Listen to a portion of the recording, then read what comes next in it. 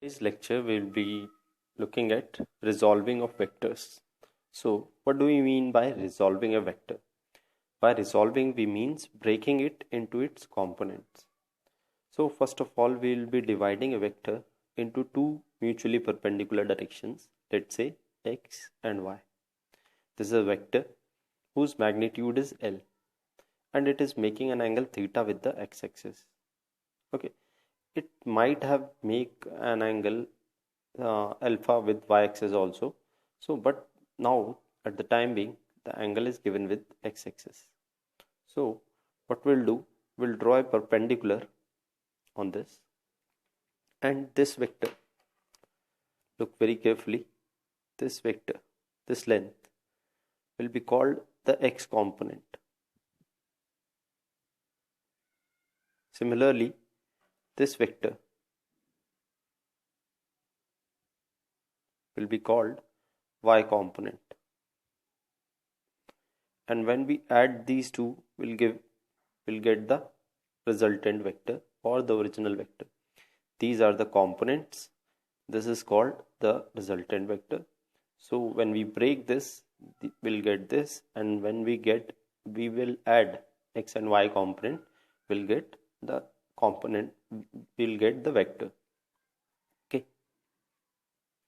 So the vector A can be written as its x component, that is denoted by ax I cap, plus its y component, which is ay j cap. So in this case, y component will be L sine theta. Again, using sine theta as perpendicular over hypotenuse, we get this length as L sine theta and this length as L cos theta. So we can write x component is L cos theta I cap plus y component is of length L sine theta j cap is the complete vector A. Let's take few more examples. In this example number 2, now the angle is with y-axis. So the angle may be with any direction. So when we resolve this vector, just for precaution, we should put a double sign on that the vector has been broken. So this length and this length will be the components. So this will be called y component, will be of length b cos theta, where b is the magnitude, and this length can also be represented here. This length is b sin theta. Remember, the direction with which the angle is given, cos theta is used, and the direction which is perpendicular to it, sin theta will be used, because this is perpendicular and this is hypotenuse, this length, and perpendicular over hypotenuse means p by the length b is the hypotenuse, is sin theta. So perpendicular is nothing but b sin theta. Similarly, we can find this as a base. Let's say this is capital B. So capital B upon hypotenuse, which is small b, is cos theta, and we get capital B or the length of this vector as small b cos theta. So the direction with which angle is given, cos is used, and the direction perpendicular that sine is used. So we can write this vector as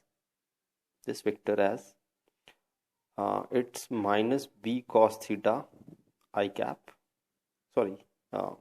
minus b sin theta I cap minus b cos theta j cap. Why both minus? Because both are along negative x and y axis. So when the direction is along negative x axis, we denote it by minus I, and when the direction is along negative y, we denote it by minus j. So let's look at the third example. There's a vector of magnitude 10 units. When we break, again the angle is given with this side, so it will be 10 sin theta. 37 is the angle, 10 cos 37 The angle is given with this side, and in this direction it will be 10 sine 37. These are not conventional x and y, so we denoted them by x dash and y dash. So we can write this into this form, and we can also break this vector where the angle is given by given with an x dash axis.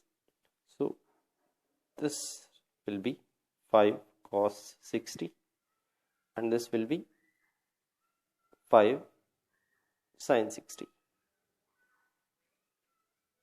With the help of resolution, we can also find the resultant of vectors. Let's say there are two vectors a and b, and we have to find their resultant. So we'll first take the component of a. We'll break a. This component will be 10 cos 37, as the angle is with x-axis, and in y direction it will be 10 sin 37. When we put their values, it will come out to be cos 37 is 4 by 5, it will be 8, and it will be 6. Similarly, when we find this, the x component of b, which is 5 cos 37, and y component will be here 5 sin 37, we can again its values. 5 cos 37 is nothing but 4, and 5 sin 37 is nothing but 3. So what we have, vector a as 8i plus 6j, and vector b as minus 4i plus 3j. So we can get a plus b as a plus b. It's nothing but 4i plus 9j. We can find its magnitude just by squaring and adding them. 4 square plus 9 square whole root. It will come out, I think 81 plus 16 will be 97, root of 97. So similarly, in the next question also, we can find the resultant of these three vectors a, b, c. Their magnitudes are, let's say 5, and it is also 5. This is 5 root 2. These are the magnitude of these vectors. Again, we can add these vectors, we can just shift them parallelly. This is vector b, and when we shift vector c here, it will come like this, parallel to its initial position. This angle will be 45 degrees. This is nothing but vector c. So a and b are already along x-axis and y-axis. We have to just break c. The x component and y component c will be, x component will be 5 root 2 cos 45 or sin 45, whatever it is, because both are same, and the x component will be 5 root 2 sin 45. So now we have three vectors, a as 5j, b as 5i, and c is nothing but 5 root 2 sin 45 is nothing but 5i minus 5j. So what we get, a plus b plus c is nothing but j component will cancel, so we get 10i. Okay. In the next example, a particle moves along 10 meter north. So the first vector will be 10 meter north. This is the first vector, 10 meter north. Then it moves 20 meter west. We can show it here or here. It's always better to show from the origin, because then you will be able to easily take their components. And the third vector is, third displacement is from 15 meter 37 south of east, south of west. Okay, so what is this angle?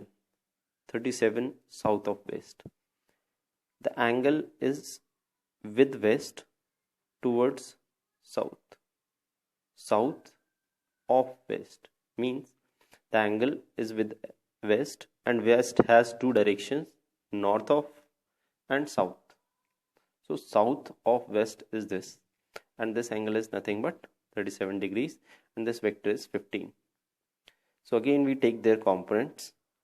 The component of these will be these two vectors. Here the angle is with x-axis, so it will be 15 cos 37, and it will be 15 sin 37. So when we have three displacement, first displacement is nothing but 10 j cap, the second displacement is nothing but minus 20 I cap, and the third displacement is nothing but cos 37 is 4 by 5, so it will be 12 minus 12i, and this will be I think 3 by 5, so it will be 9 minus 9 j cap. So when we add s1 plus s2 plus s3, we get nothing but I